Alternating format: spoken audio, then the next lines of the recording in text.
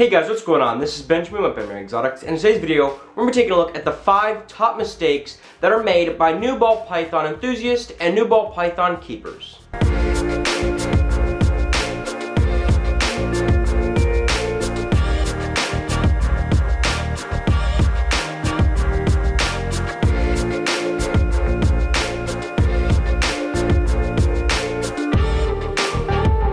Coming in at number 5, this is a mistake that I see all the time, is new ball python keepers not actually having a cage set up before they go out and try to purchase their first ball python.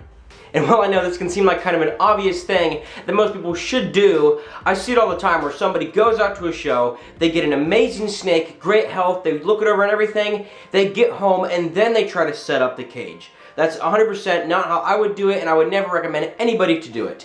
If you guys are out there, whether you have a ball python already or you've never owned a snake before, anytime that you're planning to get a new snake, whether it be a ball python, corn snake, king snake, blood python, Burmese python, whatever species, you always should have a setup done before you get home. And when I say setup, I don't just mean having the materials ready. I mean having the, entire setup up and running, whether it be the heat pad, heat lamp, whatever you're doing, to make sure that it is ready. So if anything does happen, you already have it fixed before you get your new pet snake.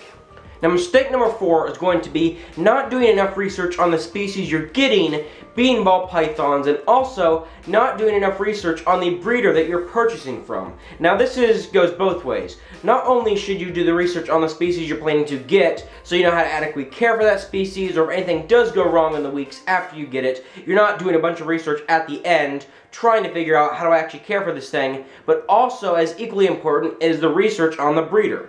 And while most breeders are good and they will, help you out with any problems you have with your snake and get you with a good setup, you want to make sure you do the research on the breeder nevertheless. Because there are breeders out there that are simply focused on the money and will scam you at the first chance that they get. So, when you go into any reptile expo, whether you have to pull it up on your phone or do research on the breeders beforehand, always make sure you have done adequate research on the breeder or supplier you're buying from before you make the purchase of getting your first ball python. Number 3 is going to be not asking the breeder or the supplier enough questions before you make the purchase. Now, this does 2 things. Number 1, the breeder that you're getting from, assuming they're reputable, should know the correct information on how to keep their snakes as they have successfully bred them in the past. Now, while most of the information you will find online is going to be correct, there is some inconsistencies out there that breeders can help sum up for you.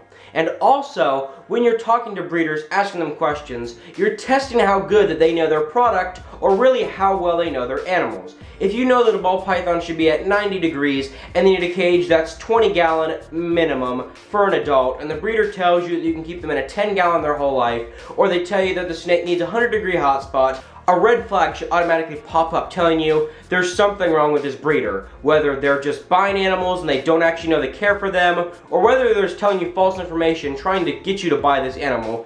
In my opinion, if I ever saw any of those red flags popping up when I was talking to a breeder, I would never even consider buying one snake from them.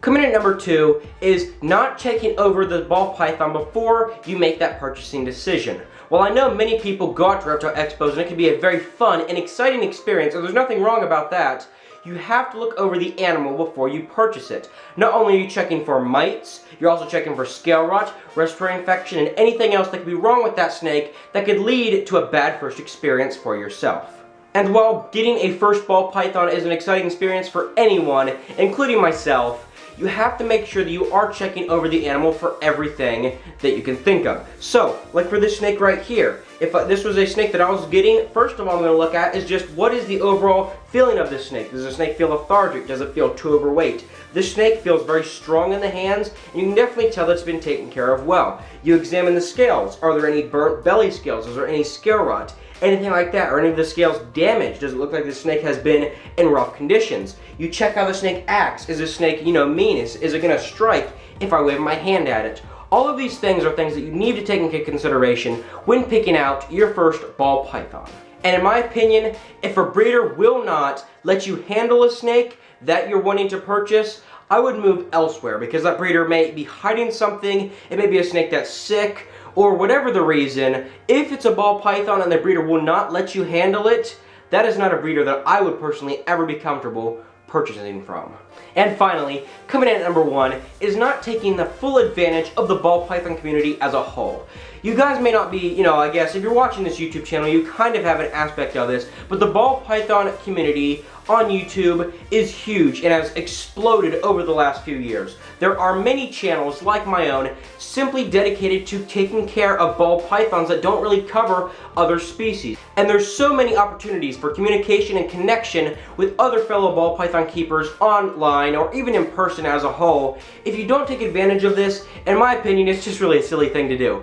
Not only are they going to be able to help you in the future when anything may go wrong with your ball python, which in most cases it might, whether it be, with mites, scale rot, or anything like that, but they're also just a great environment to be around. People that are also sharing your passion of ball pythons and loving these truly amazing and incredible reptiles. So overall, I hope you guys did enjoy and benefit from today's video. And before we go, if you guys could do a few quick favors for me, can you go down and make sure to smash that like button and also hit that big red subscribe button as well. It really means the world to us. If you guys have any questions, comments, or concerns, please leave it down in the comment section below. I want to thank you guys very much for watching today's video, and I'll see you guys in the next video.